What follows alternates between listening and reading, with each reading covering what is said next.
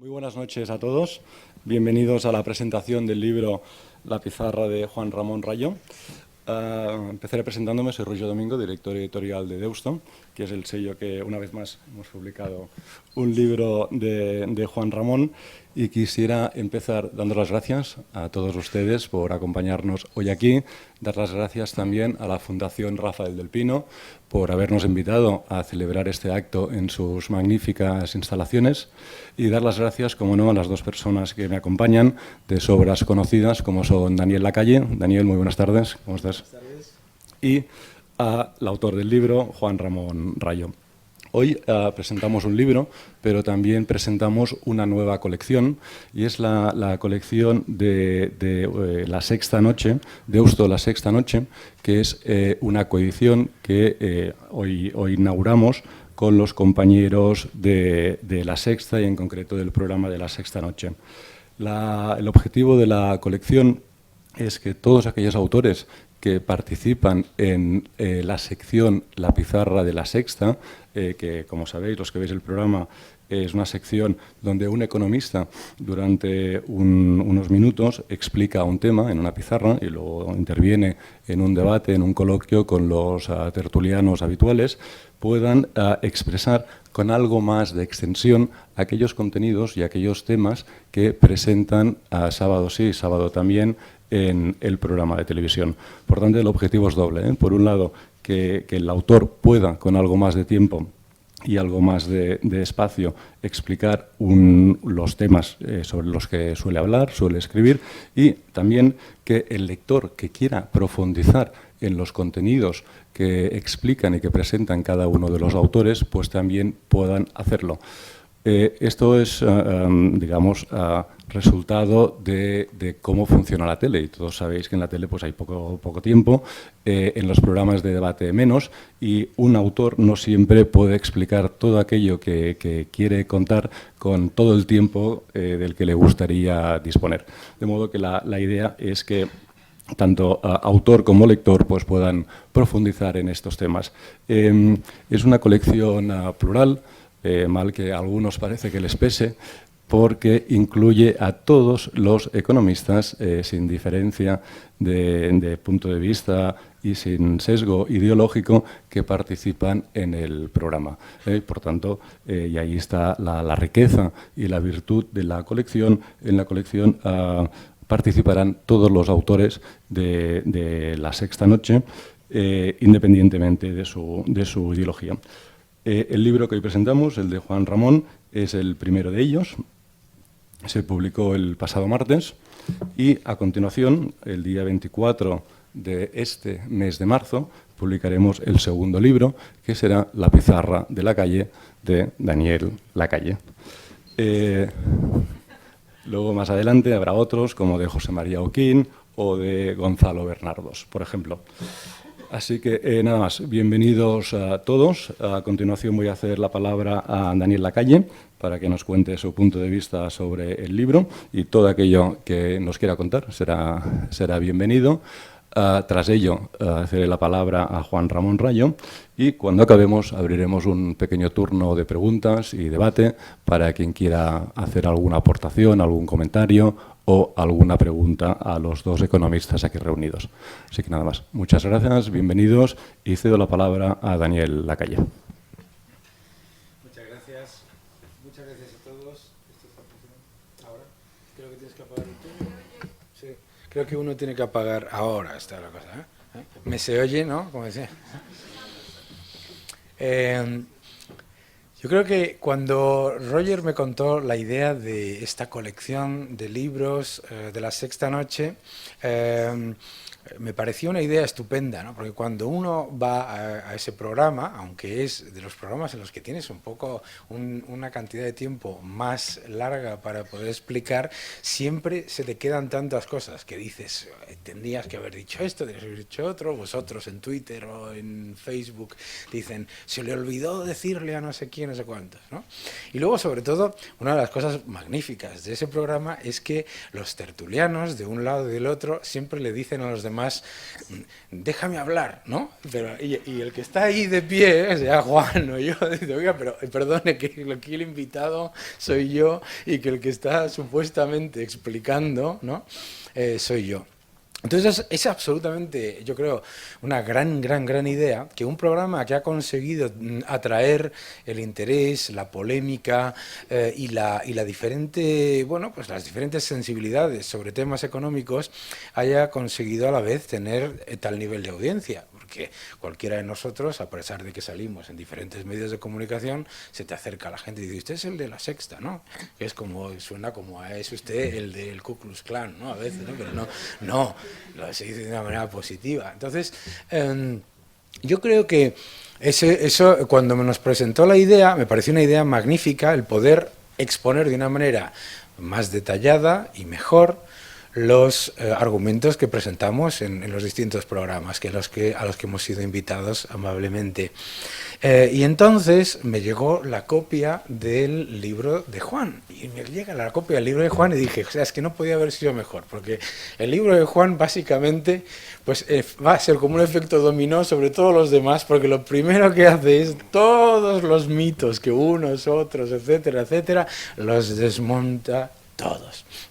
Entonces, yo creo que va a ser un libro que es como una especie de manual de cada vez que vayáis a tener pues una cena con amigos o con la familia, con el cuñado de turno y te diga, porque lo que hay que hacer es un plan de inversión pública. Entonces sacas el libro de Juan y dices, espérate un momento, o sea, ¿no? Porque España tiene menos funcionarios que Alemania, y tú sacas el libro de Juan, y dices... Y me parece que está muy bien desde el punto de vista, no solamente desde el punto de vista de desmontar mitos que se repiten una y otra vez desde un punto de vista ideológico, sino además hacerlo desde un punto de vista muy didáctico, muy fácil de leer y muy sencillo. Porque, claro, en muchas ocasiones, cuando nos enzarzamos entre economistas, pues entramos ahí a hablar de... El otro día me decía uno, he leído un artículo suyo sobre una cosa que se llaman los multiplicadores, yo no entiendo nada. Y bueno, efectivamente, tiene usted toda la razón a la hora de no entender absolutamente nada.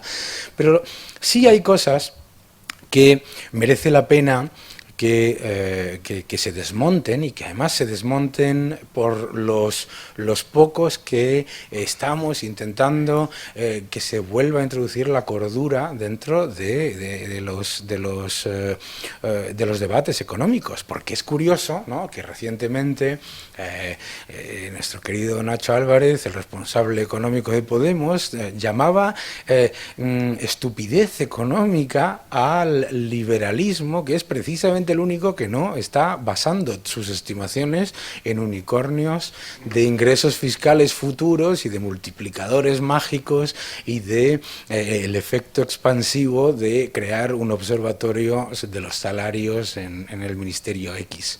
Entonces, a mí me parece que este libro ofrece un argumentario sólido, bien construido y muy claro sobre cosas que muchos podemos discrepar en cualquier caso, porque tú puedes luego considerar, oye, pues mire, yo en cambio sigo considerando eso, pero por lo menos lo que este libro hace es dar datos sobre cosas que también ocurren en el extranjero, que ocurren en otros países, ¿no? Por ejemplo, pues el famoso mantra de que el I+D, si no es público, pues no existe, ¿no?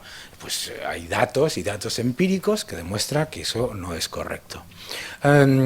Es un libro, por lo tanto, que no es una sorpresa, que recién publicado y con una salida muy reciente, con la que muy poca gente ha tenido la oportunidad de leerlo entero, ya ha generado un nivel de crispación muy importante que ha llevado a que inmediatamente salga algún alocado inmediatamente utilizando el insulto, ¿no? El insulto para descalificar lo que es una obra absolutamente rigurosa, porque no entra en decir, oiga, esto es lo bueno, esto es lo malo, además da la oportunidad de de profundizar a través de otros artículos y otros libros, etcétera, pero te da los datos.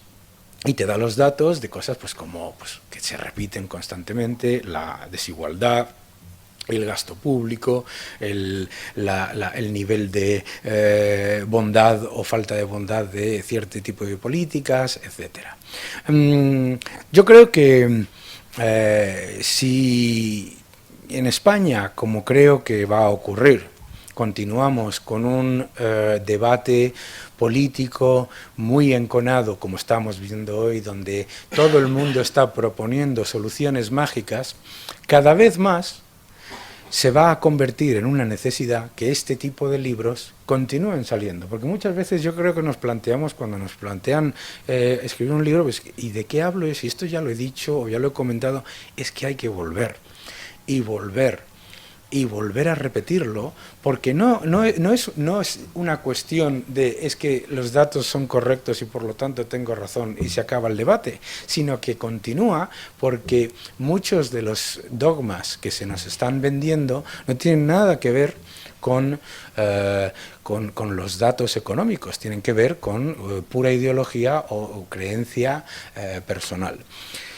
Por lo tanto, yo lo que os recomiendo a todos es que, bueno, las nuevas generaciones que utilizáis Kindle y todo esto, los que lo tengáis en papel, que vayáis con el libro de Juan cuando es una reunión de trabajo o una comida de trabajo en la que siempre hay alguno por ahí que se le ha ocurrido votar a Podemos porque le va, o a alguno que se le ha ocurrido que el gasto público es expansivo y estas cosas, pues que lleváis el libro y cada vez que salga tranquilamente, como ahí va los donuts, digáis, ahí va el libro de Juan. El libro de Juan yo creo que es esencial, es muy entretenido y yo creo que es, bueno, yo lo voy regalando, las pocas copias que tengo, lo voy regalando a la gente y debo decir, por ejemplo, pues que mi padre, que ideológicamente está en las antípodas mías, es una persona que considera que es un libro extremadamente necesario, con el que está en desacuerdo con muchas cosas, pero que está muy bien escrito, y eso yo creo que merece decirse, así que os recomiendo que lo compréis, que lo divulguéis y que continuéis todos diseminando lo que son datos, lo que es la realidad. Muchas gracias, Juan, y bueno, pues adelante, que es el que sabe y el que os va a contar mucho más.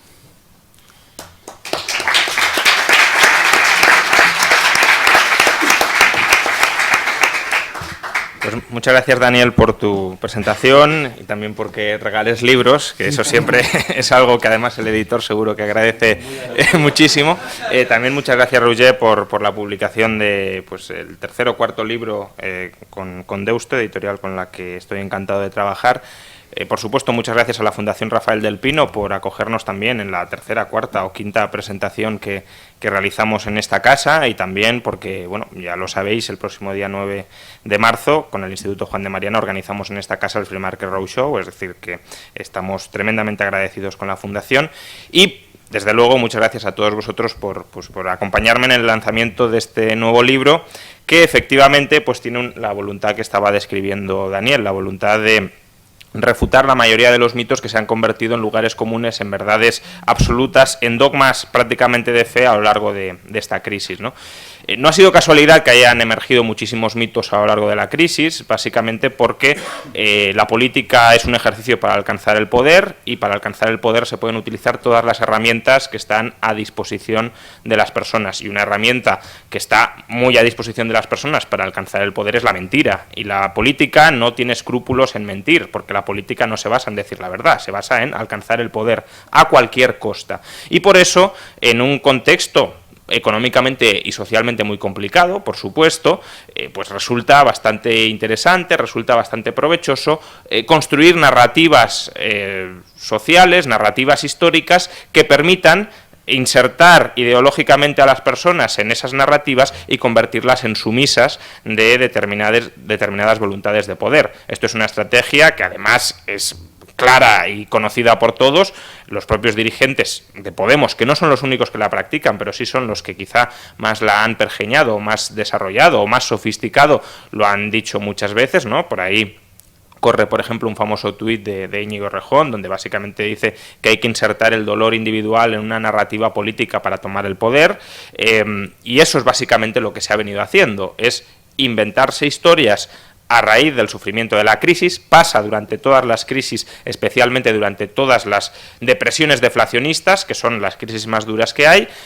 Surgen partidos políticos populistas que intentan conquistar el poder. Los que no son o no han practicado con tanto hincapié el populismo hasta la fecha, quizá porque no les había hecho falta, también terminan convirtiéndose en partidos pseudopopulistas para retener el poder, y unos y otros van mintiendo descaradamente a la ciudadanía para tratar de convertirse en sus representantes, en los que les entienden, en los que les van a dar la solución y en los que, por tanto, son los partidos en los que pueden confiar para tomar el poder. Y el libro, pues justamente parte de esos mitos, ¿no? De esos mitos que, como decía, se han convertido en verdades irrefutables a lo largo de la crisis. Mitos que, de hecho, cuando uno intenta refutarlos, parece que esté como inventándose una realidad paralela a la que vive la mayoría de la gente, pero lejos de ser así, lo que sucede es que le han metido a la gente en un Matrix del que no es consciente que está dentro y del que se están aprovechando tras haberlo o tras haberla metido. Y el libro son efectivamente 40 mitos sobre la economía española. Cuando estábamos hablando con Roger, básicamente le pregunté ¿cuántos quieres? Porque el listado no es exhaustivo. Podían ser menos, podríamos haber economizado y haber hecho el libro un poco más fino, o podríamos haber hecho más. Lo que pasa es que tampoco se trata de hacer pues una enciclopedia de mitos sobre la economía española, que los hay. Son quizá 40 de los más representativos, aunque desde que he sacado el libro se me han ocurrido muchos más urgentes que habría que ir metiendo o que quizá habría modificado alguno de otra manera, pero son 40 mitos que considero básicos y que cubren todo el espectro ideológico posible, porque son, o más que ideológico, político, todo el espectro político posible, porque cubren mitos tanto de Podemos, muchos de ellos, porque son los que han tejido, los que han desarrollado un discurso, una comunicación más eficaz a la hora de manipular a la población y convertirse pues en un partido político tremendamente exitoso en apenas 2 años, pero también son mitos que han intentado de alguna manera construir los del espectro contrario, tanto Partido Socialista como PP o Ciudadanos. Ejemplos de estos mitos, pues son mitos que abarcan prácticamente todas las áreas de la economía, ¿no? El libro empieza con un primer bloque sobre mitos en torno a la crisis, por ejemplo, que la crisis fue causada por el libre mercado, cuando el libre mercado está sistemáticamente desaparecido en aquellos sectores que han generado la crisis, muy en especial el sector financiero. Como bien sabéis, el sector financiero es un sector oligopolizado por el entramado bancario, que además no es que exista un oligopolio natural per se, sino que es un oligopolio construido por los estados para que sea un oligopolio y para que tenga acceso privilegiado a unas entidades públicas monopolísticas que se llaman bancos centrales, que son los que han inundado el mercado de liquidez, de crédito artificialmente barato, generando ya desde 2001 un boom económico artificial asentado en la deuda y en las burbujas. Boom económico artificial, por cierto, al que todos los políticos están reclamando que tenemos que regresar, porque todos piden que el Banco Central ejecute las mismas políticas que nos condujeron a la crisis. Por tanto, si a la crisis nos condujo el crédito barato del Banco Central y hoy los políticos prometen y quieren regresar ese crédito barato que nos condujo a la crisis, ¿en qué sentido decimos que el libre mercado es culpable de la crisis? ¿No será culpa el responsable de la crisis el intervencionismo estatal en forma de intervencionismo del Banco Central? Bien, esa es la primera parte del libro, es uno de los mitos de la primera parte del libro. También que los recortes han agravado la crisis, que la austeridad ha agravado la crisis, cuando desde que el presupuesto se ha empezado a moderar, lo que hemos visto es que por primera vez el endeudamiento total de la economía española ha empezado a caer, o que los principales sectores de la economía española han empezado a crecer y a recomponerse en una dirección adecuada. Para que os hagáis una idea, en el año 2009 los sectores que menos padecieron la crisis son los sectores que más debían haberla padecido, que son la construcción y el sector financiero, los dos sectores nucleares que gestaron la burbuja. ¿Por qué? Pues porque el plan E y el keynesianismo presupuestario básicamente se dirigía a eso, a sostener los sectores burbujísticos. Es verdad que cuando más o menos se empiezan a practicar recortes, ¿no? El año 2012 fue el año verdaderamente de los recortes, con un recorte de cerca de 25.000 millones de euros en el gasto público, el único que se ha hecho, pues es verdad que ahí la economía cae, pero lo que cae especialmente de la economía son esos dos sectores burbujísticos, es la construcción y es el sector financiero, que es lo que debía caer para empezar a reestructurar la economía. Más mitos. propios de la crisis, pues que por ejemplo salvar a la banca era indispensable, ¿no?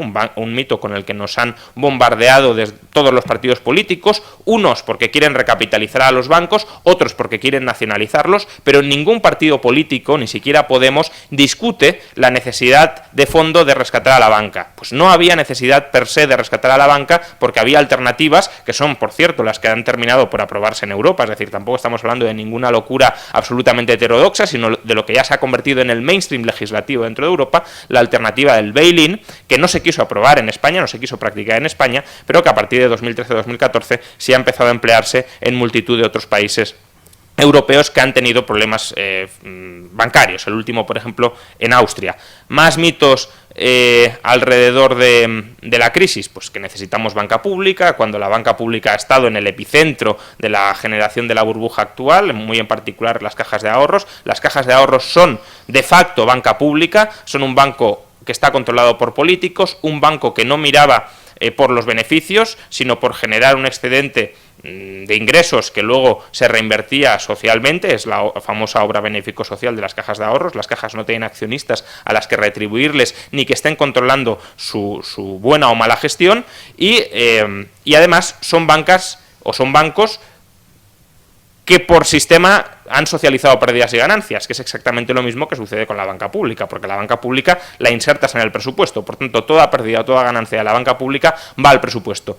En España ya hemos tenido banca pública, que han sido las cajas de ahorros y han sido un desastre, y sin embargo gran parte del espectro político quiere regresar a la banca pública.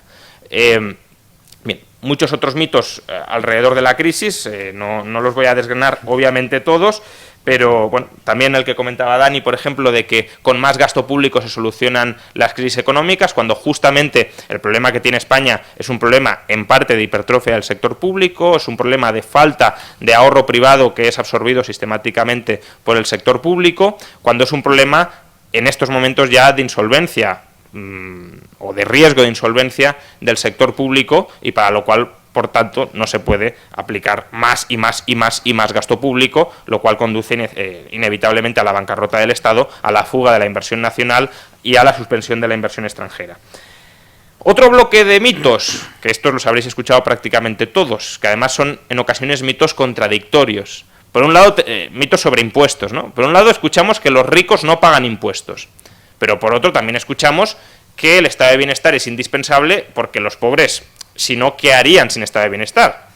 Pero para eso, obviamente, estamos presuponiendo que los pobres tampoco pagan impuestos, porque si los pobres pagaran muchos impuestos, les podríamos decir, fuera estado de bienestar, fuera los impuestos que está usted pagando. Dicho de otra manera, cuando se reivindica el estado de bienestar como una medida de cohesión social indispensable, la idea de fondo es que hay una redistribución de la renta desde ricos a pobres, pero si los ricos no pagan impuestos, ¿desde quién se redistribuye? Pues como ya sabemos, el estado de bienestar efectivamente redistribuye, aunque ricos y pobres paguen impuestos, que los pagan, el estado de bienestar redistribuye básicamente de manera horizontal. Sois todos vosotros metiéndoos la mano en el bolsillo a los demás para que los demás os metan la mano en vuestro bolsillo. Esa es la redistribución horizontal del estado de bienestar. No es una redistribución vertical de ricos a pobres, porque los ricos son demasiados casos como para que la redistribución sea verdaderamente efectiva, y los pobres, pues depende de la definición que tomemos, obviamente, de pobres, que este es otro de los mitos que se afrontan en el libro, pero pueden ser tantos que desde luego solo puedan recibir alguna transferencia mínimamente neta a costa de las clases medias. Pero no olvidéis que esas eventuales transferencias netas que pueden recibir ciertos sectores de la población van acompañadas de multitud de restricciones y de multitud de impuestos que les impiden salir adelante. El saldo neto del estatismo, del intervencionismo público sobre los pobres, no es ni mucho menos favorable. Es: te condeno a la pobreza, te condeno a no tener oportunidades de promoción social a cambio de darte una dádiva que además cada vez es más escasa por la propia insostenibilidad del sector público. Entonces, los ricos sí pagan impuestos. De hecho, España es uno de los países europeos con mayor tributación sobre la riqueza, mayor, por cierto, que los famosos países nórdicos, a los cuales tantos toman como ejemplo.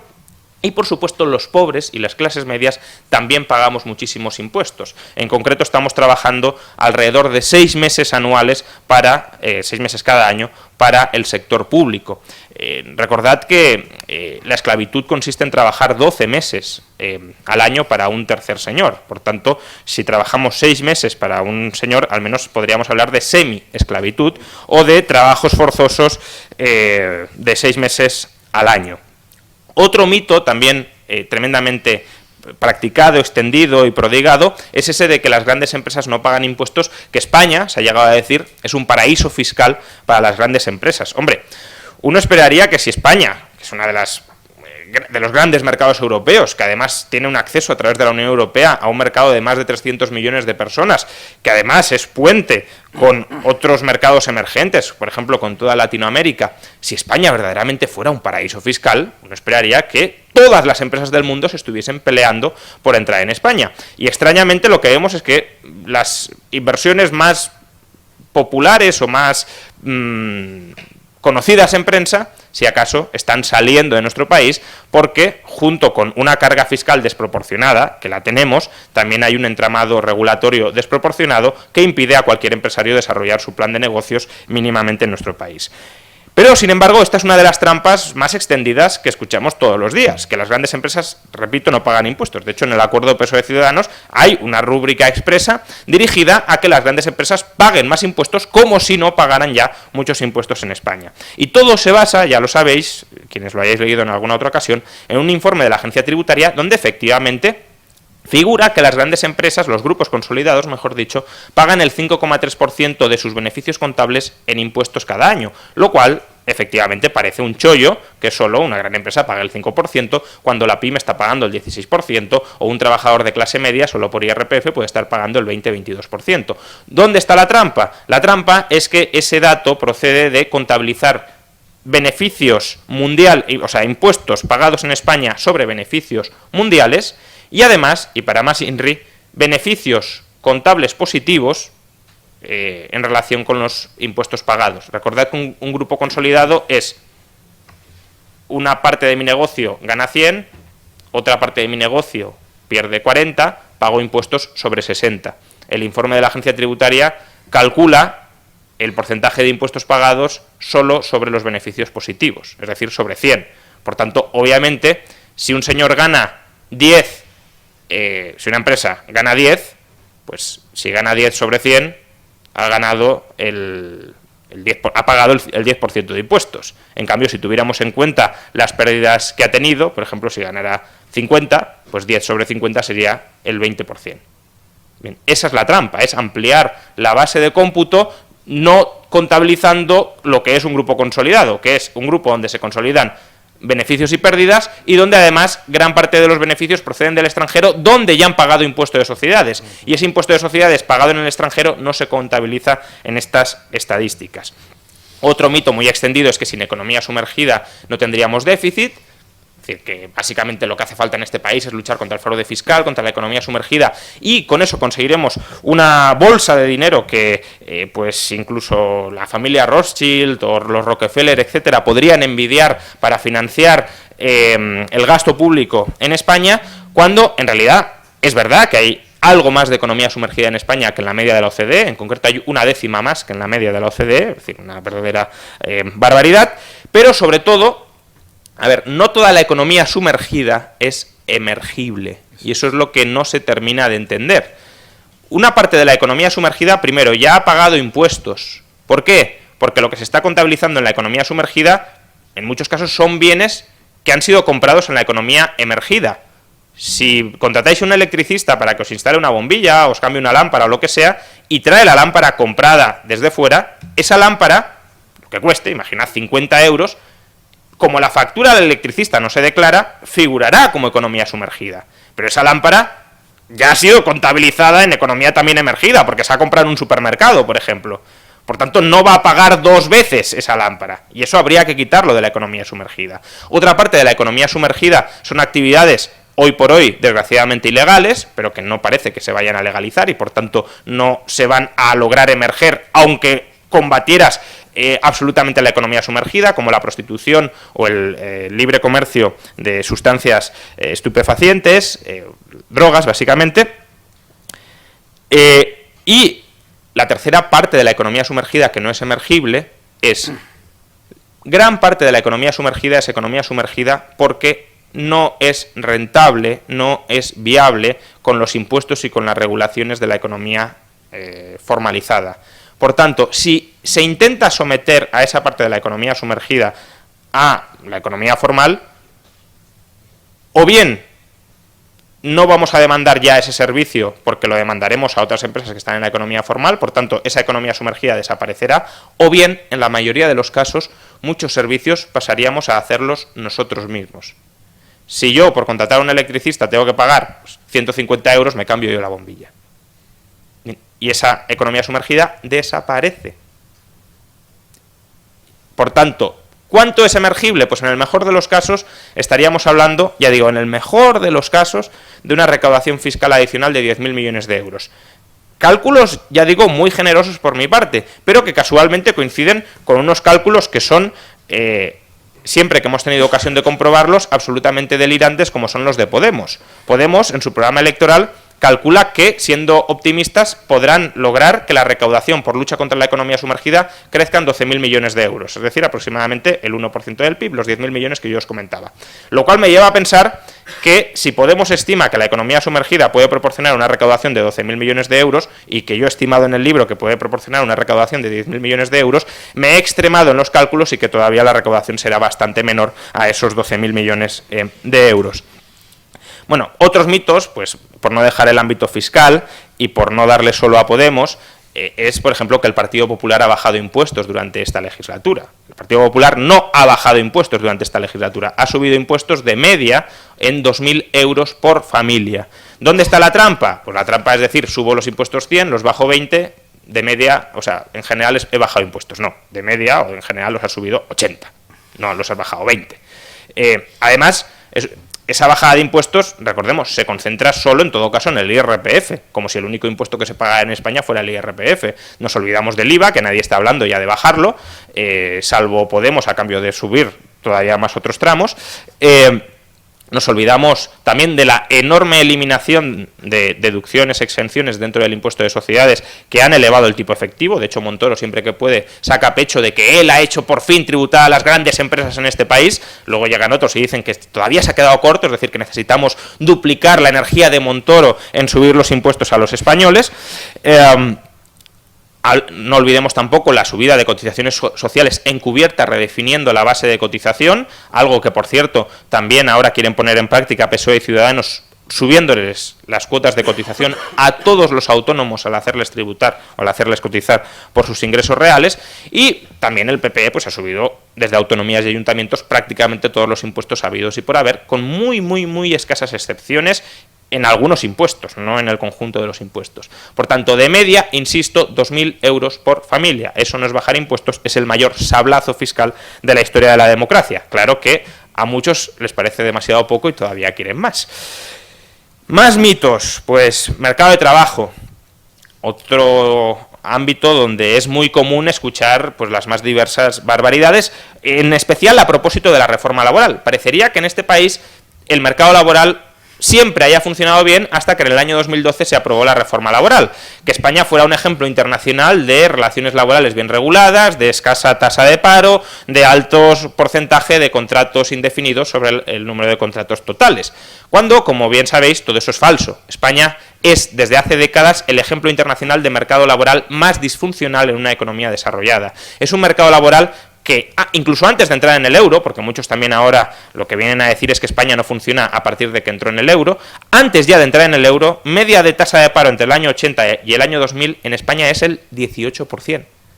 Como un mercado laboral que arroja como media una tasa de paro del 18%, pudiendo devaluar, y de hecho hiperdevaluando todo lo que se quiso y más durante esos años, tomando no solo periodos malos, porque entre el año 80 y el año 2000 no estuvimos siempre en crisis, tomando no solo periodos malos, sino también periodos buenos de burbuja de crecimiento, ¿cómo es posible que esa economía arroje una tasa de paro media del 18% y esa legislación laboral responsable de la tasa de paro media del 18% es la que se esté proponiendo, a la que hay que regresar como a la panacea a todos los males actuales?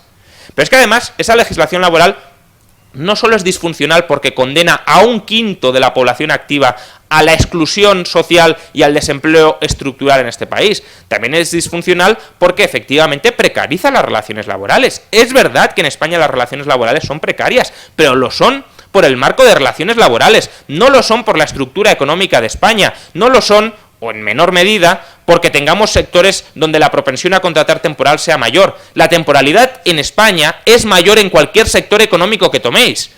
Es cierto que hay sectores económicos donde el peso de contratos temporales ha de ser mayor que en otros. Pues turismo, si la actividad es en verano, pues habrá contratos temporales para el verano. Pero eso no explica por qué, repito, la tasa de temporalidad es más alta en cualquier sector económico que toméis, incluidos los sectores que tienen mayor propensión ya a contratar temporales, mayor porcentaje de temporales, obviamente, que la media europea. Por tanto, esto es un problema de regulación laboral. Regulación laboral no solo de la actual, que no ha solucionado los problemas, aunque los ha reducido un poquitín, pero no los ha solucionado ni muchísimo menos, sino también de la anterior. Una de las tasas de temporalidad más altas que hemos tenido en España se dio en el año 2005. Plena burbuja inmobiliaria, prosperidad generalizada, ficticia, claro, pero prosperidad generalizada.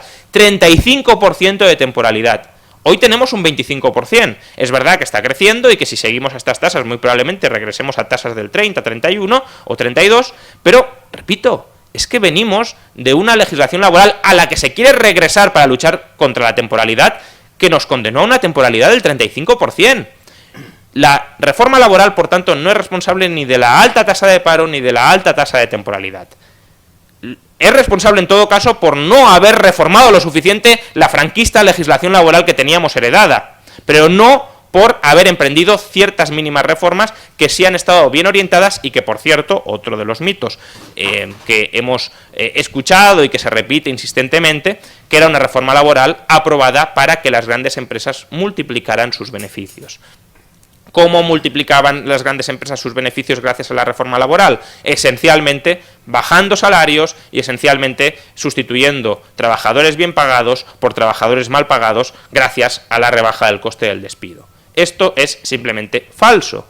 Las grandes empresas, las empresas que tienen contratados a más de 250 trabajadores, no solo no han despedido trabajadores de manera neta desde que entró en vigor la reforma laboral, las grandes empresas han incrementado entre el año 2012 y el año 2015 la contratación de personas, no han despedido, por tanto no se han visto beneficiadas netamente por la reforma laboral, sino que además la mayor parte de las contrataciones se han producido en los tramos salariales más altos de las grandes empresas, técnicamente entre los deciles 5 y 10, es decir, la parte alta de los salarios de las grandes empresas.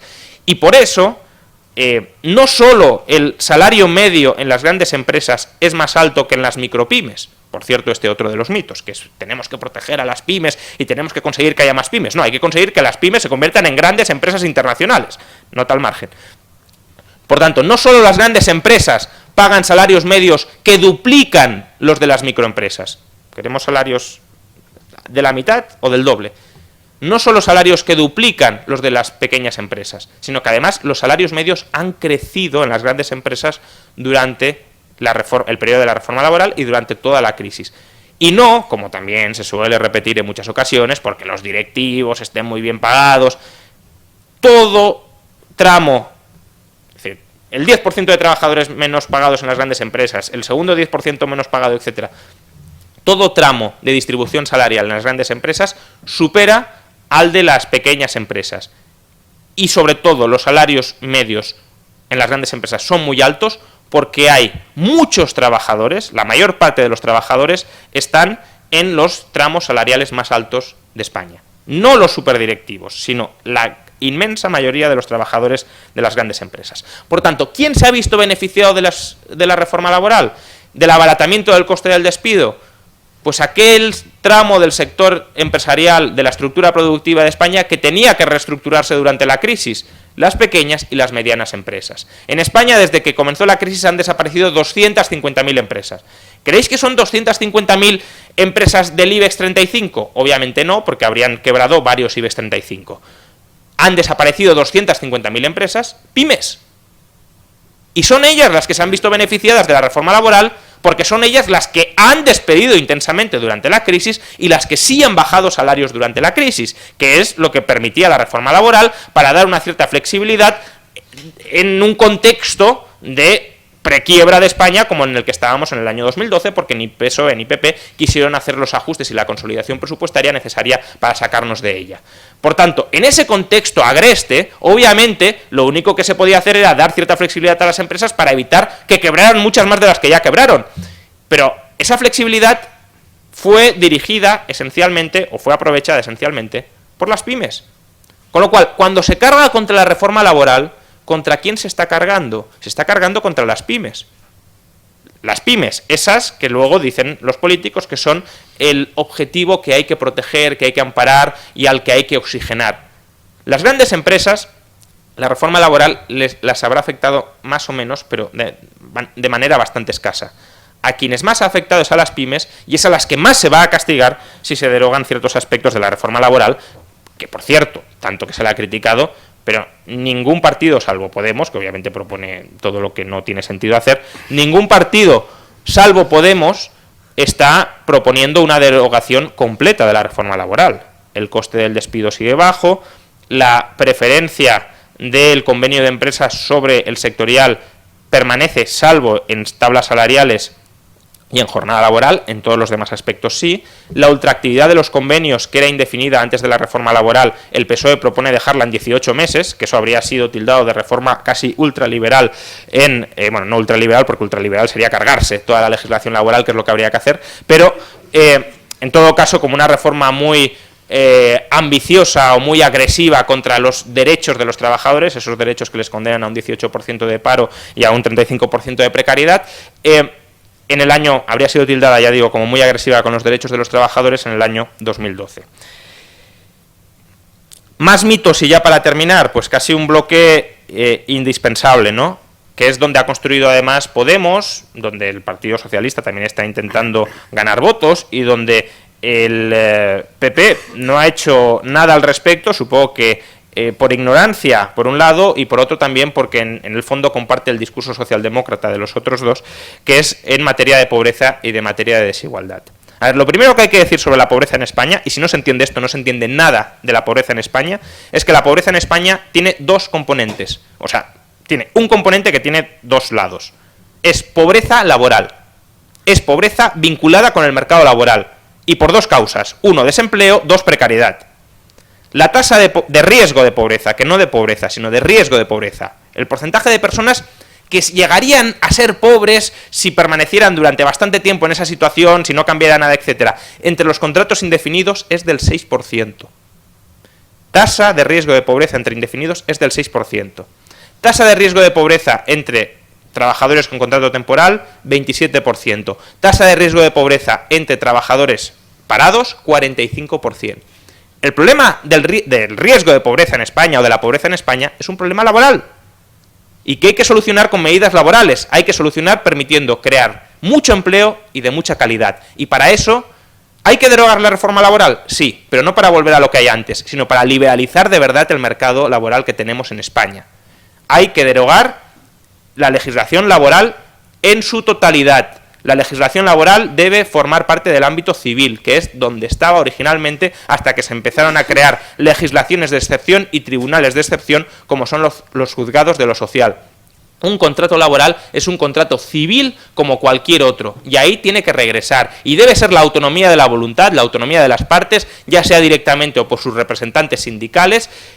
Ha de ser la autonomía de la voluntad de las partes la que determine todos los elementos de la relación contractual. Y hasta que no entendamos esto, mientras sigamos encorsetando las relaciones laborales en un marco tremendamente rígido, tremendamente intervencionista, tremendamente sindicalizado y patronalizado, como sucede en España, la tasa de paro será alta. Y mientras la tasa de paro sea alta, la tasa de riesgo de pobreza en España será alta. Y eso es lo que hay que entender y hacia dónde hay que ir. Aparte que la forma de solucionar la pobreza entre las personas a las que se les niega la capacidad de salir adelante por sus propios medios, impidiéndoles encontrar un puesto de trabajo, desde luego no es luego subiendo 2.000 euros los impuestos por familia. Y eso es lo que ha hecho el Partido Popular y lo que nadie en el otro lado del estrado político está criticando, porque todos le critican por no haber subido lo suficiente los impuestos. Por tanto, todos quieren más impuestos que van, obviamente, a castigar todavía más a las personas más necesitadas. Eso en cuanto a la pobreza. Luego, además, habría mucho que debatir sobre qué entendemos por pobreza. Se suele decir que un 30% de las familias en España son pobres. Mentira. Un 30% de las familias en España están en riesgo de pobreza. Y la definición de riesgo de pobreza es una definición que, si no os sumergís en ella con cierto detalle, pues puede parecer algo tramposa, ¿no? O sea, no os puede parecer tramposa a menos que os sumerjáis en ella. ¿Por qué? A ver, una persona está en riesgo de pobreza si se encuentra en una de estas tres situaciones, no en las tres, en una de estas tres situaciones. La primera es que tenga baja densidad en el empleo.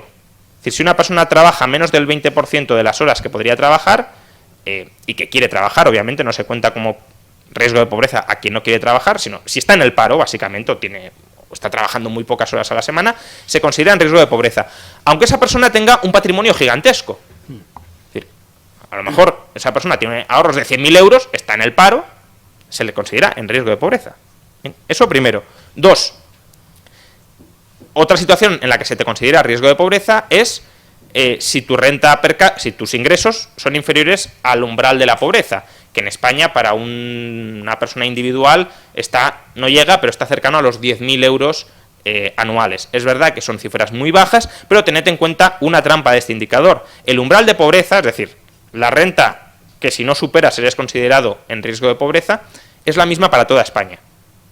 Y desde luego el coste de la vida no es el mismo en toda España. A lo mejor un trabajador en Madrid con 10.000 euros sí está en una situación muy precaria, un trabajador con 10 euros en algún pueblo de Extremadura, donde además no se le computan la mitad de los ingresos ni la mitad de las propiedades que pueda tener, no tiene por qué estar en riesgo de pobreza. Y de hecho, lo que vemos cuando bajamos a los datos es que muchos de los que tienen ingresos insuficientes para no ser cualificado como pobre, luego no viven como pobres. Eso es porque o hay ingresos ocultos, es decir, la economía sumergida aquí también cuenta, y si tanta economía sumergida hay en España como para llenarnos las arcas de ingresos fiscales a todos los españoles a través del Estado, pues también eso debería tener alguna implicación sobre los ingresos reales que tienen los españoles. Por tanto, no se cuenta ni la economía sumergida, ni muchas, pues, si tiene la casa pagada, por ejemplo, una persona en Extremadura con 10.000 euros, pues probablemente en algunos pueblos, y además puede tener un huerto, etcétera, puede vivir no bien, pero desde luego sin las privaciones que se le suponen a un pobre. Y la tercera condición en la que uno puede ser calificado como en riesgo de pobreza o pobre es cuando no tiene al menos 4 de 9 bienes o elementos que se consideran indispensables para una vida digna. Por ejemplo, esto sí, que no pueda comer carne al menos una vez cada 2 días, carne, pescado o equivalente, pero bueno, que no tenga televisor, que no tenga teléfono móvil, que no pueda atender el pago regular de la hipoteca, que no pueda hacer frente a gastos imprevistos, que no pueda irse de vacaciones al menos 2 semanas al año. Es decir, hay elementos que desde luego son indispensables, que no tenga lavadora, que son indispensables para una vida mínimamente digna, otros es más discutible, pero en todo caso, personas que en España no tengan 4 de estos 9 elementos, que sí serían una medición directa y real de pobreza, de carencia material severa, es el 7% de la población, 7,5% de la población, que es bastante, pero desde luego no es el 30% que se nos está vendiendo desde múltiples ámbitos. Y si redujéramos más la definición de pobreza, es decir, si exigiéramos que, por ejemplo, 5, 6 o 7 de estos elementos faltaran, es decir, si nos planteamos cuáles son los pobres verdaderos, o sea, los más profundos, los más extremos, aquellos que muchas veces cuando nos hablan de pobres se nos vienen a la cabeza, ¿no? Persona que prácticamente, por desgracia, está buscando en las basuras, etcétera, nos iríamos a menos del 1% en algunos casos, según algunas definiciones de pobreza, que aún así podemos estar hablando de 100.000, 200.000 personas en España, que son muchas, pero ese es el problema urgente que en todo caso hay que resolver. Mentir a la población diciendo que hay que resolver a través de subsidios estatales un problema que afecta al 30% de la población es engañar a la población, porque es que ese problema, a través de subsidios estatales, lo va a pagar ese propio 30%. Es decir, les vais a quitar con impuestos, con más impuestos a ese 30% parte de las rentas que a duras penas están ganando, para luego, después de que el burócrata pase por medio y se lleve su correspondiente mordida, devolverles una pequeña cantidad de ese dinero que se les ha quitado a ese 30%.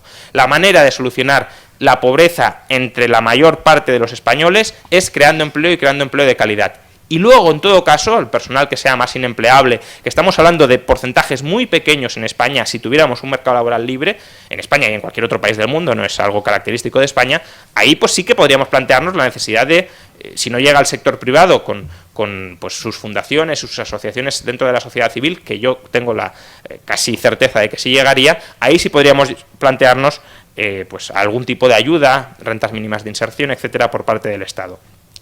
Eso en cuanto a la pobreza. Y con la desigualdad, y ya termino, no es cierto que España sea el segundo país más desigual de Europa. Esto es algo que, por ejemplo, hoy Pedro Sánchez en su discurso de investidura ha repetido y que repitió también incesantemente durante la campaña electoral. No es verdad. España es uno de los países menos desigualitarios de Europa en cuanto a patrimonio y en cuanto a consumo. Es decir, los diferenciales de lo que tiene la gente, del patrimonio que tiene la gente, son de los más bajos de Europa. Los diferenciales entre lo que gasta la gente, entre lo que gasta el que menos gasta y el que más gasta, son de los más bajos de Europa.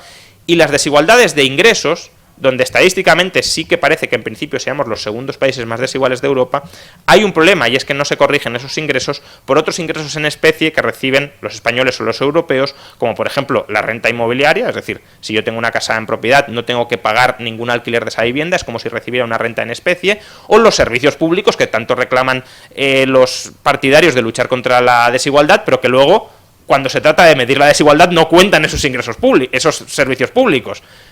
Podríamos aquí multiplicar por 10 el gasto en educación y en sanidad y eso no tendría ninguna repercusión sobre las estadísticas de desigualdad. Por tanto, ¿para qué hablamos de incrementar el gasto público, por ejemplo, en servicios sociales, cuando luego no incorporamos el efecto o la repercusión de esos servicios públicos sobre las estadísticas de desigualdad? Bueno, si lo hacemos, nos encontramos con que la desigualdad de ingresos en España está en un lugar intermedio en Europa, por debajo de Francia y solo un poquitín por encima de Alemania. Por tanto, bueno, no es que seamos en ingresos de los países más igualitarios de Europa, pero ni mucho menos somos de los más desigualitarios. Y si tomamos una medida conjunta de estas tres variables, riqueza, renta y consumo, pues somos, ya digo, muy poco desigualitarios en riqueza y consumo, desigualdad media en renta, pues nos ubicamos en un tramo de desigualdad medio-bajo dentro de Europa, en contra de lo que sostiene el discurso político. Bueno, aquí hay muchos otros mitos que no vale la pena entrar ahora mismo, están en el libro, como que se han desahuciado a 600.000 familias a lo largo de la crisis. Mentira, estamos hablando en todo caso de menos de 200.000,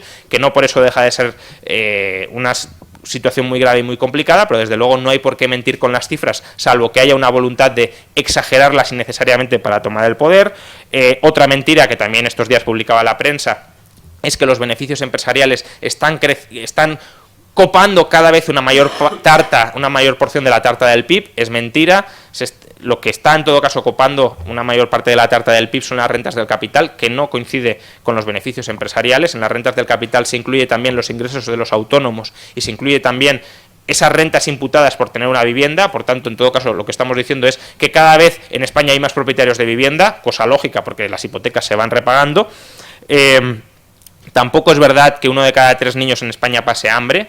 Insisto, incluso tomando como pasar hambre el no poder comer carne o pescado una vez cada 2 días, que ya es una definición bastante generosa de pasar hambre, porque podría consumir, no de manera salubre, porque no es sano no consumir carne, pero desde luego no es pasar hambre, podría consumir otro tipo de alimentos una vez, o sea, todos los días, pero bueno, tomando esa definición, no ser capaz de tomar carne o pescado una vez, al menos una vez cada 2 días, están en esa situación el 5% de los menores de edad, que insisto, sigue siendo mucha gente, pero no es 1 de cada 3, es decir, no mintamos con los datos. O otro mito también, que la pobreza energética se ha disparado en España a raíz de la privatización del mercado eléctrico. Ni ha habido privatización y liberalización del mercado eléctrico, ni la pobreza energética se ha disparado verdaderamente a lo largo de la crisis. Es verdad que ha aumentado un poco, pero no de manera exagerada frente al porcentaje que exhibía durante la burbuja inmobiliaria, ni, en todo caso, el aumento de los precios que puede haber contribuido a que muchas familias tengan dificultades, o a que algunas familias tengan dificultades a pagar la factura eléctrica, es responsabilidad de ese tramo privatizado que no liberalizado del mercado o del sistema eléctrico. El encarecimiento de la factura eléctrica es esencialmente responsabilidad de los impuestos y del intervencionismo directo del Estado en la parte de la tarifa que se llama además servicios o tarifa regulada. Por tanto, es más claro agua. Aquí el regulador ni siquiera nos miente. Nos mentimos nosotros mismos cuando pues, ciertos partidos políticos intentan convencernos de lo que no es, y como nos puede interesar a lo mejor porque conecta con algunos de nuestros prejuicios ideológicos más asentados, nos puede interesar creernos esa parte del discurso político, pues desde luego, ya digo, nos engañamos a nosotros mismos. Bueno, estos son algunos de los mitos que contienen en el libro. Yo creo que casi todos os habrán sonado porque en algún momento efectivamente habrán salido en alguna comida, cena de familia o de amigos, y bueno, espero que a partir de ahora dispongáis de más herramientas para combatirlos eficazmente, no para favorecer a ningún partido político, sino para criticarlos y arrinconarlos a todos. Muchas gracias.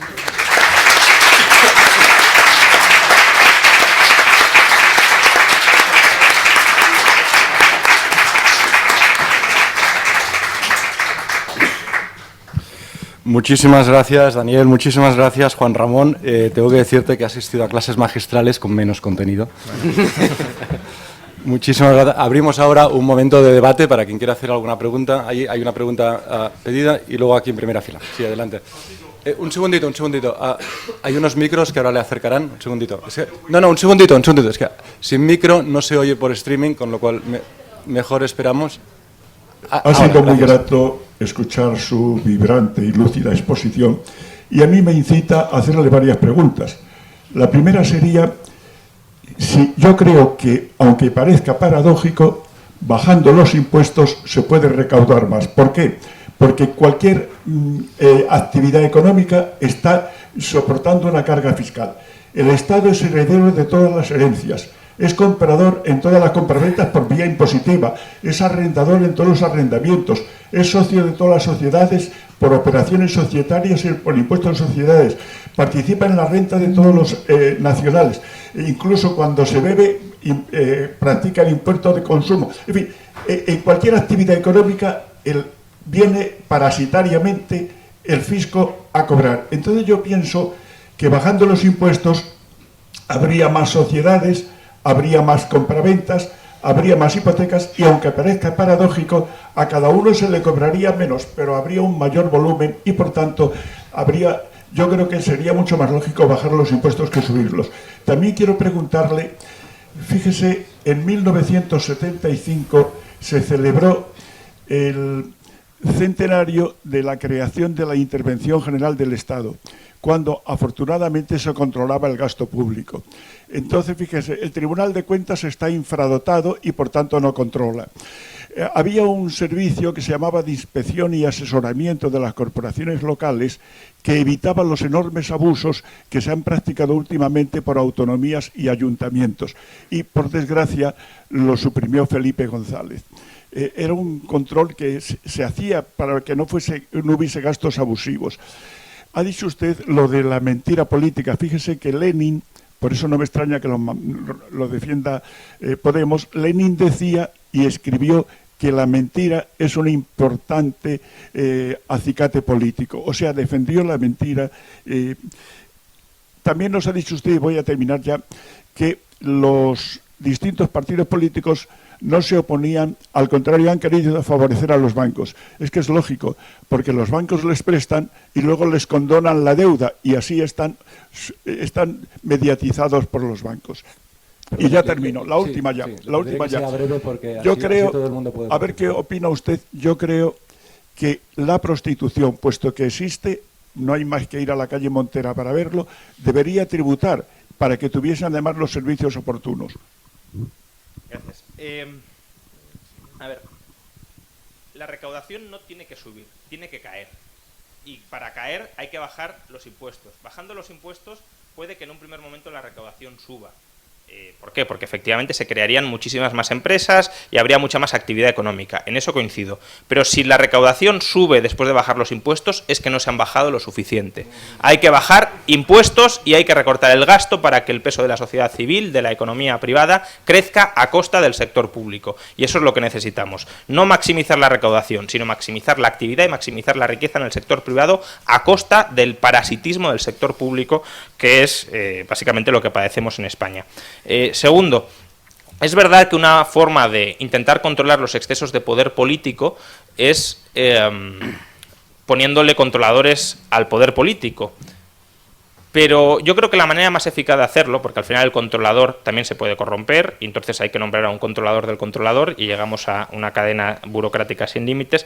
La manera más eficaz de combatir la corrupción, los abusos de poder político, es esencialmente disminuyendo el poder del político, disminuyendo la capacidad que tiene el político para otorgar favores, para otorgar rentas, para determinar quiénes son ganadores y perdedores en el proceso económico. Yo siempre pongo el mismo ejemplo, pero es que creo que es muy ilustrativo. Si mañana sacamos a pública subasta el derecho a escribir un solo párrafo en el BOE, abrimos una subasta, oiga, ¿quién quiere comprar el derecho a escribir un párrafo en el BOE? ¿Cuánto puja usted por este derecho? ¿A qué precios astronómicos llegaríamos? Todas las grandes compañías, por ejemplo, pujarían para que lograra algún tipo de prebenda, las asociaciones ideológicas también, o los lobbies también, etc. Todo el mundo querría comprar ese párrafo para escribir lo que le dé la gana a él, porque escribir en el BOE significa el derecho a imponerles lo que tú quieres a los demás, incluso para imponerles que te den dinero a ti. Pues bien, el político tiene derecho a escribir en el BOE gratis. No tiene que pagar nada por escribir en el BOE. Por tanto, es lógico, es detestable, pero es lógico, que luego intente monetizar, obtener algún tipo de ganancia, pues digamos, arrimando la posibilidad de escribir cosas en el BOE a grupos de presión, que no tienen por qué ser solo económicos, sino también ideológicos, sindicales, patronales, etcétera. Y ese es el germen de la corrupción, y ese es el germen del abuso de poder. Por tanto, menor poder, menor corrupción. A mí no me intenta corromper nadie, porque yo no tengo poder para hacerles nada a ustedes, y por tanto, nadie va a pujar por mí para que yo les extorsione a vosotros o a ustedes, porque no tengo esa capacidad. Tercer punto. Es verdad que hay una connivencia entre bancos y partidos políticos porque los bancos financian a los partidos políticos, pero el motivo esencial no es ese. Y el motivo esencial es otro que incluso aquellos que denuncian esa connivencia, por ejemplo Podemos, luego se callan rigurosamente. Y es, los estados son los principales financiadores del sector público, de un sector público hiperendeudado que quiere emitir todavía más deuda para seguir gastando. Y nadie, ni Podemos, ni PSOE, ni PP, por supuesto, han propuesto reducir esa dependencia del endeudamiento bancario. Todos esperan llevarse bien con la banca para que la banca les compre las emisiones de sus títulos de deuda pública para que puedan seguir gastando a manos llenas a costa de hiperendeudar a los españoles. Y ese es el verdadero germen del perverso maridaje entre banca y Estado que nadie quiere cargarse, porque que dejen los bancos de financiar a los partidos políticos es absolutamente irrelevante. Es irrelevante porque estamos hablando de una porción mínima del negocio bancario y hay muchas otras maneras de controlar a la política, entre ellas la necesidad de comprar los títulos de deuda pública. Dejen de endeudarse, dejen de gastar a expensas de los españoles y entonces a lo mejor empezamos a romper ese vínculo. Y entonces a lo mejor empiezan a perder los bancos los privilegios que les conceden los estados y que están en el germen de la burbuja actual. Y luego la prostitución. Hombre, yo no les deseo nada tan malo a las prostitutas como que empiecen a pagar impuestos.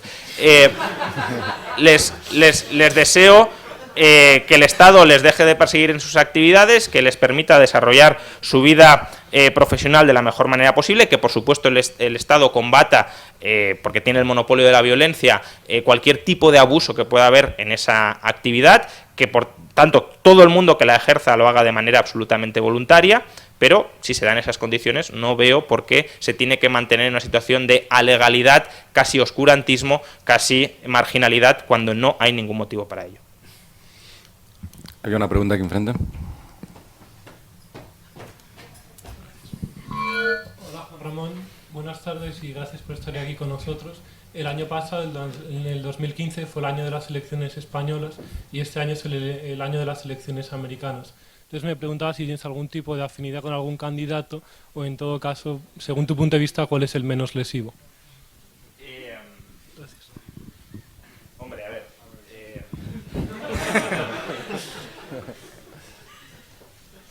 tenía afinidad con un ex candidato, que era Rand Paul, eso es obvio, ¿no? Luego, de los principales candidatos actuales, el que menos me desagrada, pero no me gusta tampoco demasiado, porque es un moralista conservador bastante estatista, es Ted Cruz. Pero del resto, pues es que de lo que estamos planteándonos es como minimizar dos grandes males, que es Donald Trump y Sanders, que son pues el fascismo de izquierdas y el fascismo de derechas de toda la vida. Eso en Estados Unidos. Por tanto, espero que ninguno de ambos tenga posibilidad de llegar al poder, aunque de momento no van las cosas por buen camino. En España es que, bueno, pues de nuevo pues minimizar daños, no sé. Cualquier cosa que no implique subir el gasto público en 135.000 millones de euros en 4 años casi que ya es una victoria, ¿no? Sí, yo tenía aquí una pregunta con respecto a lo que has dicho de que es una mentira, un mito, que la austeridad había agudizado la crisis. Es que hasta el propio... Es decir, yo con esto tengo bastantes dudas porque con el propio Fondo Monetario Internacional, Blanchard, precisamente, reconoció que por cada euro que recortaba, sus previsiones iniciales eran que se recortaría solo 0,5 en su producción, pero más tarde se reconoció que era más bien al contrario, que era 1,5. Sí. ¿Con eso qué dices? Sí, no, a ver, obviamente tú puedes, lo que tú puedes provocar es que un recorte, el año en el que tú recortas, o el par de años posterior al que tú recortas, el PIB caiga más de lo que hubiese sucedido si no hubiese recortado. El contrafactual de eso es bastante complicado de calcular. Quiero decir, en el año 2012 no había buenas opciones para lograr un crecimiento inmediato.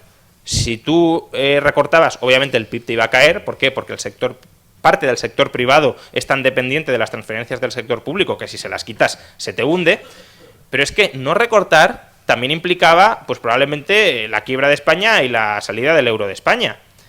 Salvo que Europa obviamente te diga, pues sigue gastando todo lo que quieras a mi costa y más. Entonces sí, claro, entonces pues bueno, si somos un país algo así como Andalucía dentro de España, pues Europa se convierte en la Andalucía de Europa y nos siguen dando transferencias, creamos una administración desproporcionada con respecto a nuestras posibilidades, pues sí, entonces nos hubiésemos podido mantener, la economía se hubiese estancado más o menos a un nivel japonés, pero no habríamos caído. Ahora, no, vamos a mantener la autonomía financiera y Europa no nos quiere financiar. No nos quiere financiar nadie y vamos a seguir gastando y no vamos a recortar. No vamos a intentar dar ningún tipo de credibilidad ante los mercados de que este gigantesco déficit público, que además no está sirviendo para salir de la crisis, lo vamos a reconducir de manera apreciable. Pues entonces lo que te entran ahí, que eso Blanchard no lo calcula, son los llamados efectos no keynesianos. Es decir, que tienes una fuga de capital por miedo a la insolvencia del sector público. Si tú planteas ese contrafactual, recortes con caída del PIB o no recortes con creciente riesgo de insolvencia y posible insolvencia del sector público, tengo muchas dudas de que sea mejor no recortar y arriesgarte a la insolvencia que recortar. Yo no decía que era mejor una opción o la otra, sino que hay que partir desde el reconocimiento mismo de que la austeridad también suponía una agudización de la crisis en ese sentido. Pero es que depende cómo definas crisis. Además, yo ahí, si me permite solo una cosa, yo creo que también está el efecto de las estimaciones. Es decir, claro, uno de los problemas que tienen los organismos internacionales todos es que no se oye, perdón. Que uno de los problemas que tienen es que a la hora de estimar, que utilizan regresiones lineales. Entonces, ¿qué es lo que ocurre? Pues que tú estimabas que la economía iba a crecer un 2% en el año 2008 porque creció un 3% en el año 2007. ¿Qué es lo que ocurre? Que se te cae entonces resulta que achacas el efecto a una supuesta austeridad y no al hecho de que tu estimación del efecto expansivo que había generado la burbuja durante el tiempo simplemente estaba desapareciendo, que es lo que está ocurriendo ahora en Estados Unidos. No es que la austeridad haya hecho que Estados Unidos, que crecía al 4% el primer trimestre del 2015, haya crecido al 2%. No, es que se hacían unas estimaciones con regresiones lineales. Yo he trabajado con dos expresidentes de la Reserva Federal. Entonces, ¿qué es lo que ocurre? Pues que, claro, tu estimación era demasiado optimista. Eso es muy importante, porque, claro, siempre se le achaca el efecto a la austeridad. Y luego está qué clase de austeridad. El propio Blanchard lo explica. Claro, si los estados, a costa de mantener a toda costa lo que se llama gasto político y además entran los estabilizadores automáticos y por lo tanto aumenta el seguro de desempleo, etcétera, en lo que se recorta es en inversión y en lo que sí puede sostener de alguna manera el Producto Interior Bruto. Entonces también eso es qué tipo de gasto y qué tipo de crecimiento, ¿no? Entonces, pero yo entraría yo creo que es muy importante en el efecto. Y claro, no puedes, porque claro, imagínate entonces, yo te podía hacer el argumento contrario, yo te podría decir que la expansión fiscal destruye crecimiento porque Japón, haciendo una expansión fiscal de 70.000 millones mensuales, ha entrado en recesión, ¿sabes? O sea, a ver, si tú... O sea, yo digo, ¿la austeridad ha ayudado o ha entorpecido la salida de la crisis? La ha ayudado. Otra cosa es que me digas, en el año 2012, si España hubiese sido plenamente solvente y no hubiésemos tenido que recortar, el PIB no hubiese caído tanto, ¿vale? Pero es que estás hablando de estabilizar el PIB un año o de salir de la crisis.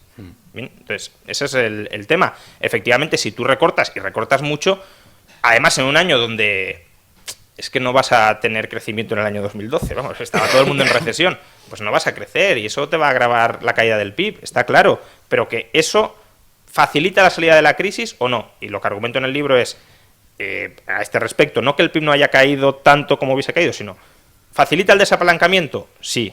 España se ha desapalancado más a partir de 2012. ¿Desapalancarse es necesario para salir de la crisis? Sí.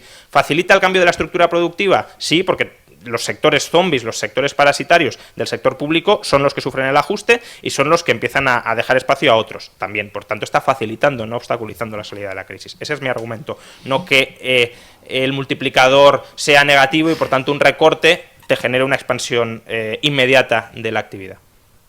Dos preguntas más, una, pues si vosotros pudierais dar alguna solución para la crisis japonesa, que ellos llevan allí muchos años lastrado, ostras.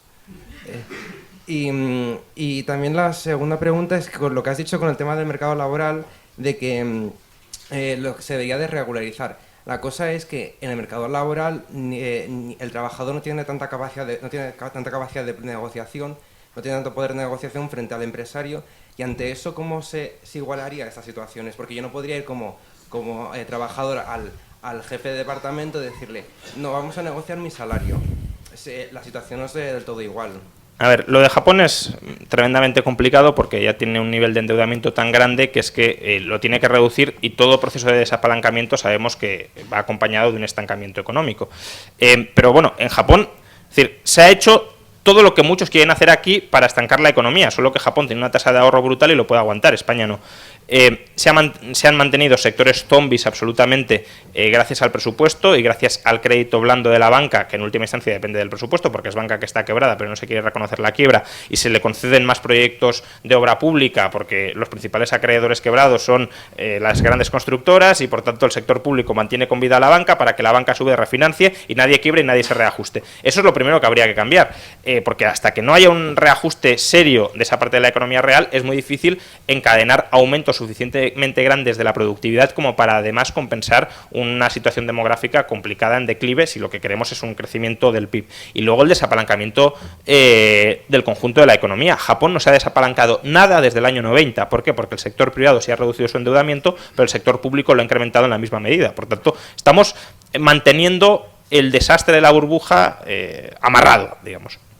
En cuanto al poder de negociación, a ver, obviamente nadie está planteando para la mayoría de trabajadores que haya un proceso de negociación directa de tú a tú entre trabajador y empresario, como aislando al trabajador y empresario del resto de condiciones del mercado. No digo que no pueda haberlo en determinados casos, es evidente, por ejemplo, que Cristiano Ronaldo puede negociar muy bien con Florentino y ahí sale incluso ganando probablemente Cristiano Ronaldo, pero para el conjunto de trabajadores no. ¿Qué pasa? El conjunto de trabajadores está inserto en un mercado y, por tanto, la negociación se produce de manera competitiva. Si tú tuvieras pleno empleo en España, que es obviamente el punto de partida, si no tienes pleno empleo, la tendencia natural para la mayoría de profesiones va a ser reducción de salarios para que haya más empleo, pero si tú tienes pleno empleo, en pleno empleo sí tienes una capacidad de negociación muy grande. ¿Por qué? Porque si tú no me quieres contratar, me voy a otro sitio donde sí me quieren contratar. Y esa es la vía de negociar a través del mercado, no porque vayamos a darle un poder inmenso de negociación al trabajador, sino porque ese poder de negociación en todo caso lo va a obtener gracias a la posibilidad de contar con muchas opciones en las que ser contratado. Por tanto, lo primero es llegar al pleno empleo. Bueno, falta mucho, sobre todo si consolidas un régimen laboral que te aleja de ese momento. Claro. Es decir, ¿en España tienen que caer muchos salarios? Sí. Sí, porque si tienes 5 millones de parados, es que la oferta de mano de obra te supera tanto la demanda que a corto plazo tienen que caer salarios. No digo que dentro de 30 años los salarios tengan que ser también más bajos que los de hoy, no estoy diciendo eso, pero para recolocar a 5 millones de personas en actividades que hoy son poco productivas, es que no lo vas a conseguir sin caída salarial en muchos tramos de la distribución salarial. Y quien niegue eso está vendiendo unicornios a los españoles. Quien les niegue que puede haber 5 millones o 3 millones más de empleos sin que haya una devaluación salarial, como la que en parte ya ha habido, cuidado, pues está mintiéndoles. Y quien además no solo diga que pueda no haber devaluación salarial, sino que los salarios van a subir de manera escandalosa, está mintiendo, porque eso no lo va a poder conseguir. A corto plazo no hay otra que aceptar ajustes salariales que serán mayores o menores según pues el sector relativo en el que estemos, ¿no? Lituania, por ejemplo, durante la crisis también sufrió caídas salariales muy brutas. En algunos sectores, como la construcción, los salarios llegaron a caer un 40%, en otros no cayeron prácticamente nada. Depende del exceso relativo de mano de obra en cada sector. Y a medio plazo, ¿cómo consigues salarios crecientes? Pues con mucho más ahorro y con cambio de modelo productivo. Cambio de modelo productivo, necesitas libertad económica para que se pueda invertir en otros sectores, y necesitas inversión interna, porque externa no vamos a tener mucha, para que se pueda invertir. ¿Cómo tienes inversión interna? Con ahorro interno. Si no tenemos ahorro interno, porque se lo come el sector público, y no tenemos libertad económica para que se pueda invertir de manera holgada en otros sectores, pues claro, tendremos modelo productivo heredado de la burbuja, muy poco productivo, con sobrecapacidad y, por tanto, con desempleo cuasi estructural que va a presionar los salarios a la baja. Japón, ¿querías comentar algo más? Sí, Daniel. Bueno, yo creo que, vamos a ver, primero, ¿tiene un problema Japón como en sí mismo, como economía? No, tiene dos dificultades, una demográfica y otra de coalición. En Japón, que son muy diplomáticos y muy educados, a la corrupción le llaman los intereses especiales, ¿no? Entonces, de la coalición entre Estado y los keiretsu, que son los conglomerados industriales y financieros japoneses. En Japón el 90% de las empresas son pymes, como en España, y sin embargo tienes unos conglomerados que están coaligados junto con el Estado, que lo que hace el Estado es devaluar y endeudarse para subvencionar. Se ha enterado de la deuda que ha dado. No, pero fundamentalmente yo creo que la solución para Japón es muy sencilla. ¿Cómo solucionas el problema demográfico? El problema demográfico es un problema cultural, porque en Japón la razón por la que no hay una enorme inmigración ante un país que tiene un 4 y pico % de paro y es muy rico, es, entre otras cosas, por la cultura, el idioma. Eso es muy complicado. Pero la parte de la coalición Estado keiretsus, eso sí se puede romper. Y se está poco a poco, porque es insostenible, entre otras cosas porque hubo una época en la que esos keiretsus lo que hacían era presionar a la baja a las pequeñas y medianas empresas para beneficiar al Estado, pero eso ya no funciona. Entonces, eso poco a poco cambia, pero el problema demográfico no lo van a poder solucionar, porque atraerlos. Han perdido 1 millón de habitantes en cuatro años, y además no solamente eso, sino que han aumentado en 4 millones los que tienen más de 60 años y se ha reducido en otros 4 millones los que están en edad de esto. Entonces es una sociedad que está decreciendo y envejeciéndose brutalmente y muy rápido. Entonces es muy complicado la parte cultural, porque cualquiera de vosotros que conozca Japón sabe pues que tú llegas a Japón y pone English spoken, entras y no habla inglés nadie, ¿eh? Entonces, gran problema. Entonces yo creo que eso es muy difícil, pero Japón tiene enormes oportunidades, no lo olvidemos, ¿eh? Sí, bueno, yo solo sobre el declive demográfico tiene una solución muy sencilla, que a ver si la aplican y a ver si aquí la aplicamos. Libertad inmigratoria. ¿Por qué no se plantea esto? ¿Por qué se la considera a la libertad de movimiento de personas tan dañinas, cuando claramente lo dañino es encerrar a Japón en un declive, en un invierno demográfico que está hundiendo su economía y que está imposibilitándoles pues la asunción de mayores riesgos, la creación de nuevas empresas o incluso el sostenimiento de su propio estado de bienestar, que no pasa nada porque no se sostenga, pero desde luego tampoco es bueno que colapse sin más, dejando a la mayoría de la gente en absoluta desprotección. Lo que habría que hacer es una transición razonable hacia el desmantelamiento del estado de bienestar para que sea autosostenible el bienestar de la gente. Había 2 preguntas más solicitadas, una a mitad de sala.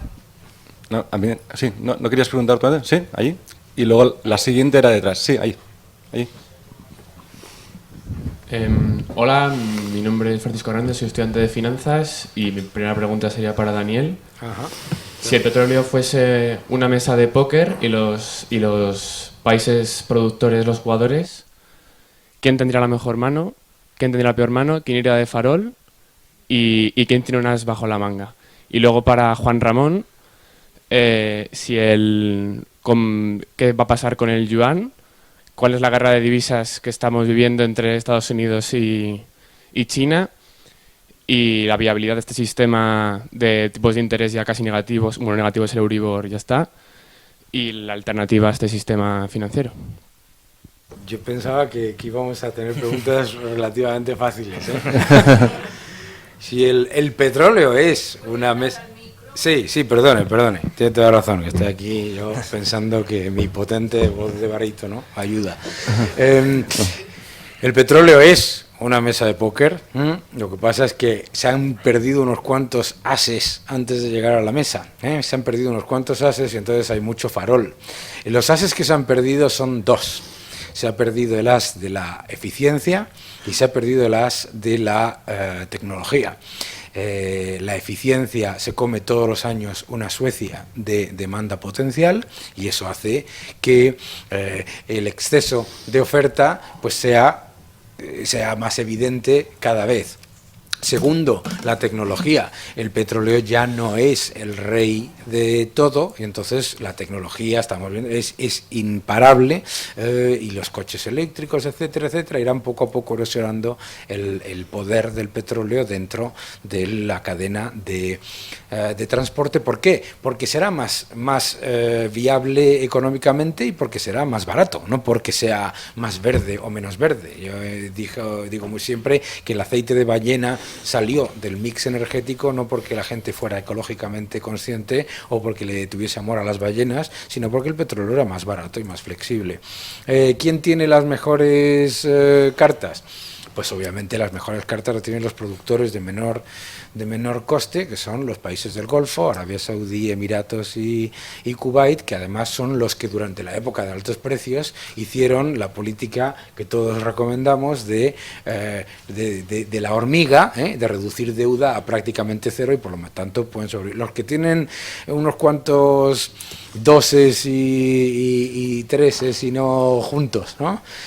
Pues me temo que Bolivia, Venezuela, Brasil, etcétera, que se acostumbraron a unos precios no ya para producir, sino para sostener otras muchas actividades. PDVSA se gasta 12.000 millones anuales en subvencionar entre otras cosas, a nuestros amigos de por aquí, y ¿qué es lo que ocurre? Pues que eso se ha acabado, ¿no? Entonces esa es un poco la situación. A ver, claramente ahora está habiendo una situación muy complicada entre los países emergentes. Yo, de hecho, les veo en una situación parecida a la que nosotros estábamos en 2007-2008, ¿no? Es decir, en una fase de liquidez interna muy complicada, tratando de resistir la entrada en una fase de liquidación intensa de inversiones y de desapalancamiento de todos los excesos que han acumulado durante los últimos años, también en gran medida subvencionados por los fantásticos QEs estadounidenses, japoneses y europeos, que han filtrado una enorme cantidad de crédito allí. En la medida en que el capital está saliendo de China y está buscando refugio en el dólar, claramente hay una tendencia a revaluar el dólar y a depreciar el yuan, ¿no? Que esto sea lo que las autoridades chinas permitan, pues bueno, mientras tengan reservas de divisas podrán evitarlo. Si no quieren poner en riesgo su posición de divisas, que por cierto está esencialmente invertida en títulos financieros estadounidenses, lo cual, si intentas defender la paridad, implicaría una liquidación de esos títulos, por tanto subidas de tipos en todos esos activos en Estados Unidos. Si no lo intentan, pues tendrán que seguir devaluando el yuan, que por cierto tampoco les viene mal, quiero decir, no les viene mal desde su perspectiva, en un contexto de crisis económica interna y de intento de reorientar parte de la colapsante demanda interna hacia de nuevo la exportación externa, no por la vía típicamente mercantilista de depreciar la divisa. La alternativa a esto, pues bueno, mi alternativa ya sabéis cuál es, muchos. Es un sistema que tenga reglas de juego objetivas, fijas, relativamente inmutables y despolitizadas para todos los países. Y eso en términos monetarios se llama patrón oro. No existe ningún otro esquema monetario que sea, digamos, igualitario para todos los países, cuyas reglas implícitas no estén manoseadas por los políticos ni estén susceptibles al cambio según la coyuntura que le interese a un partido político, a un Estado o a otro.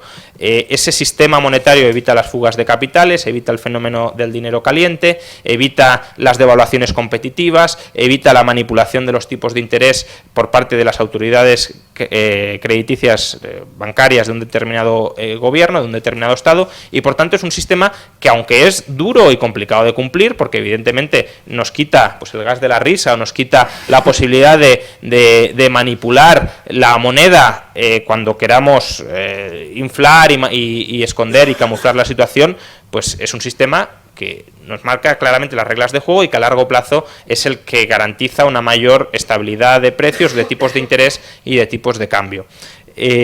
Bueno, esa es mi alternativa junto con la libertad bancaria. Sé que estamos muy lejos de ese escenario, pero bueno, no por eso vamos a dejar de defenderlo.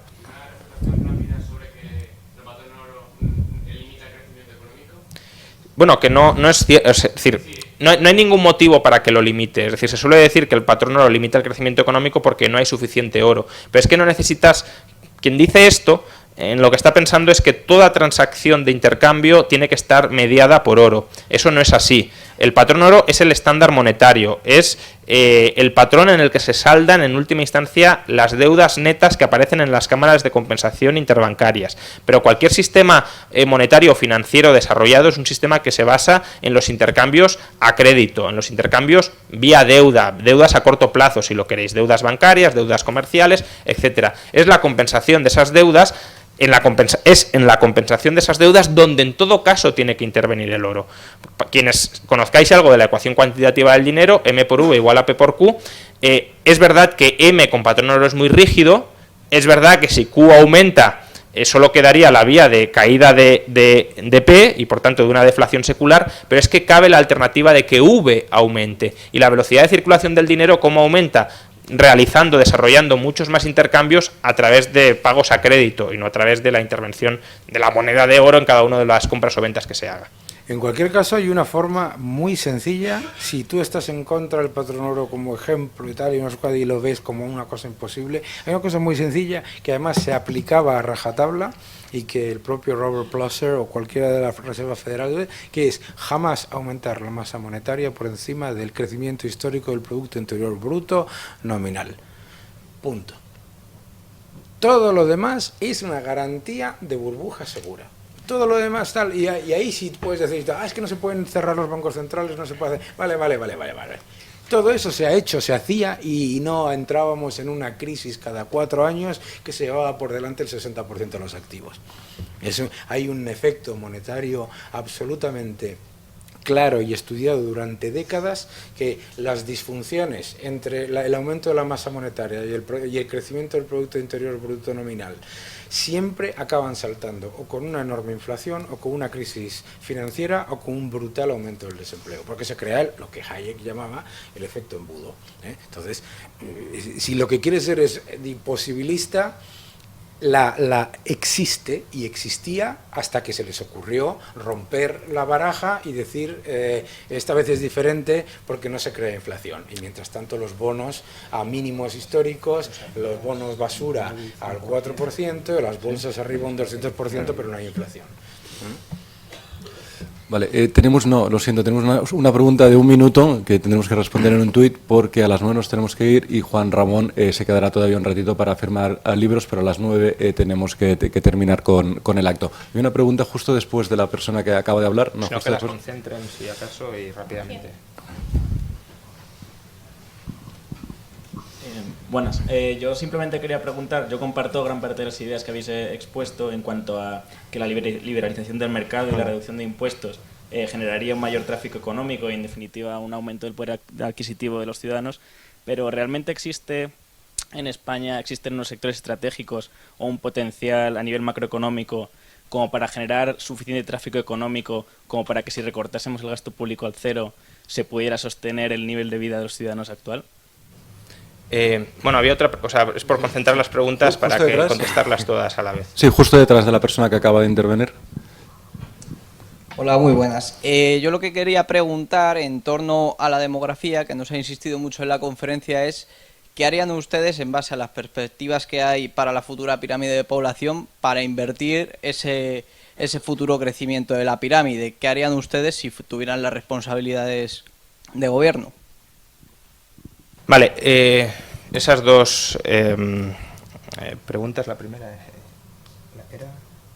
pregunta era, perdona. Dice que sí.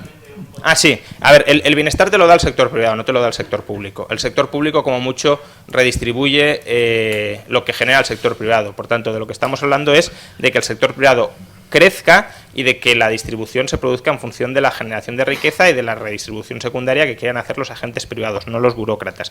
Pero el hecho de reducir el Estado no te contrae la riqueza, no te contrae el tamaño de la tarta.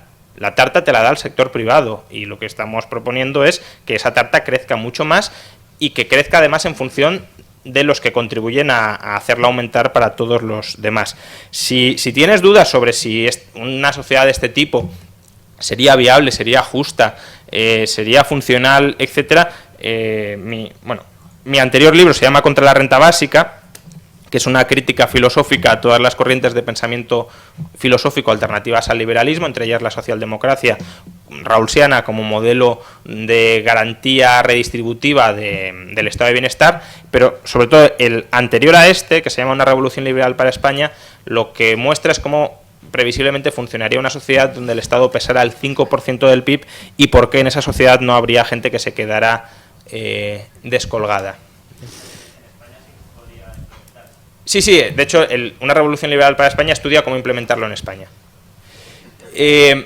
Luego, sobre la demografía. A ver, la demografía al final es una decisión... Es decir, es verdad que hay muchos partidos políticos que quieren influir en la demografía, no está claro que se pueda tener mucho éxito, pero es que además la demografía es una decisión individual. Si yo quiero tener pocos hijos, ¿por qué me han de incentivar, me han de empujar o me han de obligar a tener muchos hijos? O al revés, si quiero tener muchos hijos, como en China, ¿por qué me han de impedir tener muchos hijos y me han de prohibir que los tenga? Ahora bien, lo que sí desde luego no haría es generar incentivos perversos indirectos ni en una dirección ni en otra. Y en ese sentido hay un incentivo muy perverso que desanima la demografía, que desanima el crecimiento demográfico, que desanima la solidaridad intergeneracional de carácter familiar, y se llama estado de bienestar. El estado de bienestar lo que hace es romper los vínculos familiares, lo que hace es separar a los hijos de los padres en todos los momentos de su etapa vital. Ni los hijos necesitan de los padres, porque existe el burócrata de turno que les puede dar absolutamente todo, desde la alimentación, a la educación, al marco de relaciones sociales incluso, ni los padres pasan a necesitar a los hijos en la jubilación. ¿Por qué? Porque tienes unas pensiones públicas que se pagan no con ni siquiera con un impuesto sobre la renta a tus hijos, sino sobre un impuesto a la renta de los hijos de los demás. Por tanto, el estado de bienestar es tremendamente insolidario en términos intergeneracionales y desde luego supone un incentivo muy claro para que aquellos que no quieran tener hijos, que es una decisión muy legítima, pero es una decisión muy legítima siempre que internalices los costes, porque los beneficios de no tener hijos, claro que los internalizan aquellas parejas que no tienen hijos, pero los costes de no tenerlos no está claro que los estén internalizando y deberían internalizarlos, y para internalizarlos hay que de nuevo desmantelar, como en tantas otras cosas, el estado de bienestar, que es el bienestar del Estado, por cierto. Bien, pues muchas gracias a todos. Tendremos que poner punto final aquí.